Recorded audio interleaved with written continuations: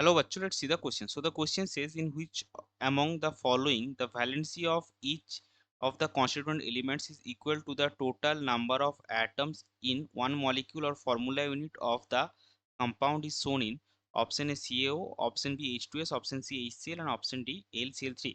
तो बेसिकली इस क्वेश्चन में हमको पूछा गया है ये जो चार कंपाउंड्स हमको गिवन है इसमें से कौन से कंपाउंड में एलिमेंट्स का जो वैलेंसी होगा that is equal to the total number of atoms in one molecule or one formula unit of the compound। तो चलिए सबसे पहले देखते हैं इस क्वेश्चन का की कॉन्सेप्ट क्या है। इस क्वेश्चन का की कॉन्सेप्ट होगा वैलेंसी एंड मॉलिक्यूल। तो अभी देखिए हमारे पास सबसे पहले ए में क्या है CaO, इसमें वैलेंसी ऑफ कैल्शियम है 2, वैलेंसी ऑफ ऑक्सीजन है 2 और टोटल नंबर ऑफ एटम्स कितने हैं इन वन। CaO के केस में फॉर्मूला यूनिट होगा एक कैल्शियम का और एक ऑक्सीजन का, तो total number of atoms in formula unit आपका होगा 2। तो यहाँ पे देखिए एलिमेंट्स के वैलेंसी और total number of atoms in the formula unit same होगा जो हमको पूछा है क्वेश्चन में। अभी बाकी कंपाउंड्स में देखते हैं, बी में आपका है H2S, इसमें वैलेंसी ऑफ हाइड्रोजन है 1, वैलेंसी ऑफ सल्फर है 2 और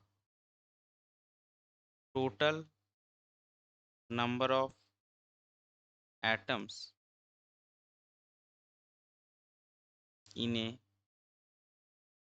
मॉलिक्यूल कितना होगा, हाइड्रोजन के 2 एटम्स और सल्फर के 1 यानी कि 3। तो यहाँ पे दोनों एलिमेंट्स के वैलेंसी भी सेम नहीं है और वो number of atoms in molecule के साथ भी सेम नहीं है। नेक्स्ट क्या है HCl, वैलेंसी ऑफ हाइड्रोजन इसमें क्या होगा, valency of hydrogen is equal to 1, valency of chlorine is equal to 1, but दोनों का वैलेंसी सेम है लेकिन टोटल नंबर ऑफ एटम्स कितना आएगा HCl में 1 plus atoms in A molecule आएगा 1 + 1 इज इक्वल टू 2। तो वैलेंसी दोनों का सेम हुआ लेकिन number of atoms in molecule आपका सेम नहीं हुआ। फिर डी में क्या बचा है AlCl3। सो AlCl3 में वैलेंसी ऑफ एल्यूमिनियम आपका 3 है,